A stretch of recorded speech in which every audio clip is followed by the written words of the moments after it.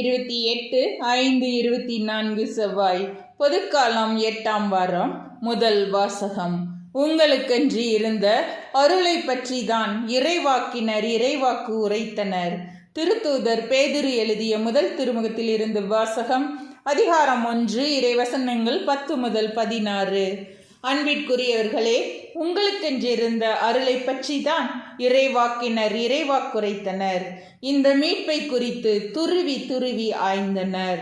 தங்களுக்குள் இருந்த கிறிஸ்துவின் ஆவி கிறிஸ்து பட வேண்டிய துன்பங்களையும் அவற்றுக்கு பின் அடைய வேண்டிய மாட்சியையும் முன்னறிவித்த போது ஆவியால் குறிப்பிடப்பட்ட காலமும் சூழ்நிலையும் எவை என்று ஆராய்ந்தனர். அவர்களது பணி தங்கள் பொருட்டல்ல, உங்கள் பொருட்டே என்பது அவர்களுக்கு வெளிப்படுத்தப்பட்டது.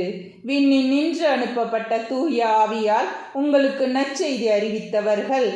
அவர்கள் முன்னறிவித்தவற்றை இப்போது உங்களுக்கு தெரிவித்திருக்கிறார்கள்.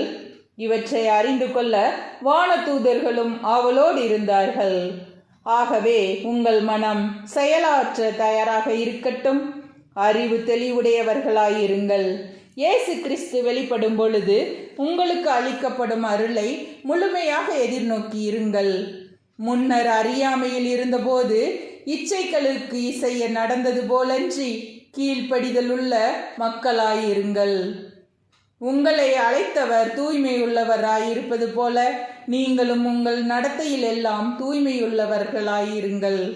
நீங்கள் தூயவராயிருங்கள், ஏனெனில் நான் தூயவன் என மறைநூலில் எழுதப்பட்டிருக்கிறது.